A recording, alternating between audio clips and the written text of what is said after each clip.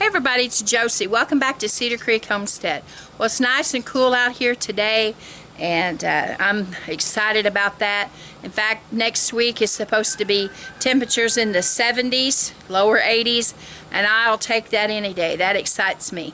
I'm standing out here in front of this massive Malabar spinach that I grow actually more for looks than I do food, but you can eat it. And yesterday I was at the grocery store and had decided to fix a salad for our Sunday dinner tomorrow after church. And I'll be bringing you some salad dressing recipes, some homemade dressing recipes next week. And so I wanted to get some lettuce. Of course, you know, this time of year you can't really grow lettuce where we're at because it bolts. And so I was going through the produce aisles and looking at the lettuces and the cucumbers, because our cucumbers are done, and different things that I wanted in the salad. And the greens are extremely high. I don't know about in your area of the country, but for us here, lettuce and everything else that you can buy in the produce aisle right now are expensive. So I was thankful to have this Malabar spinach, because although I did buy lettuce, I can make it go further and add a little bit more interest by adding spinach in. This is red Malabar spinach, and some people cook this in a skillet with oil, and I think they said they use onions and peppers, and it does bring out a spinach taste. Now, I am as much of a fan of cooked spinach as I am green peas, and those that have been here long enough know that I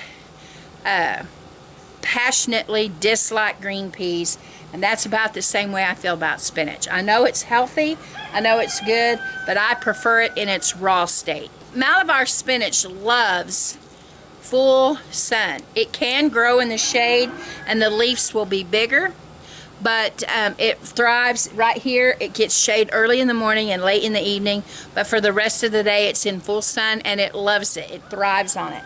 You do have to put it in a place where it can trellis, and you can see mine's really big, and it doesn't take much at all. You don't want to plant, unless you plan on eating or sharing a whole lot of this, you don't want to plant a whole bunch of it. Just a couple of plants are enough. And in fact, mine actually came up as a volunteer this spring, a couple of them, and I let them grow. They're actually just came up from the ground. They're not even in a pot. They came up from the ground and they've grown into this, and I enjoy just the beauty of them. And they have a few things to offer. Now, this is the size of some of the leaves. They don't get real big, and these are more of a they're not like a lettuce leaf, and they're not really like a spinach leaf like what you would get at the grocery store. They're crisper. They're more, and if I was to say, I would say they're a little bit more on the lines of like purslane or something like that. That bite to it, not the taste, but the bite is a little bit juicier than what just the plain leaves are. And then it also, I wanted to show you the progress of it as it goes throughout the season and it gets its greens. You'll start to see it get these little blooms on it, these little buds. Those buds, as they progress, will turn into this. See how they're losing their flowers, and now they're becoming this, and then they turn into these little berries. Now, those are awful. Don't taste like berries as far as a sweet berry, like you think, that's going to be nice and sweet. It doesn't. It tastes like a real strong grass. So I'm not a fan of it. This is what you're really wanting to eat here. Now, some other countries might have recipes where the Malabar spinach comes from. Might actually have recipes to give to you, but like I said, I just like it as a salad green. It's another way to add food to your to your place, to your farm, to your homestead. It looks pretty throughout the summer. It stays pretty when everything else has wilted away, and it doesn't bolt in the heat.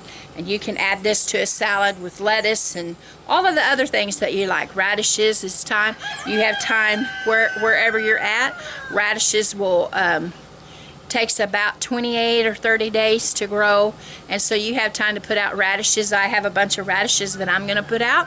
I'll show you that in another video. I'm not going to put out anything in the big garden unless Blade wants to put out some turnips. He loves turnips, and he may want to put out some more turnips. But other than that, I'm just going to use some of these small tubs that we've got here just to plant a few things like radishes and things that will go quick. Here in Oklahoma in Zone 7, our average frost date is in October, so we don't have much longer on some things, especially those things that are real sensitive to the frost. And so we're going to get some of those things started, but I just wanted to bring this Malabar spinach to you, and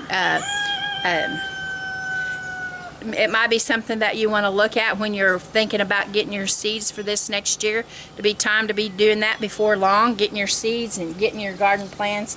And I wanted to show you what a mature Malabar spinach looks like. You need lots of room, but it's really pretty and it tastes good. Okay guys, that's it for me and this big giant Malabar spinach. This is Josie. I love you guys, I really do. Until next time, we're gone.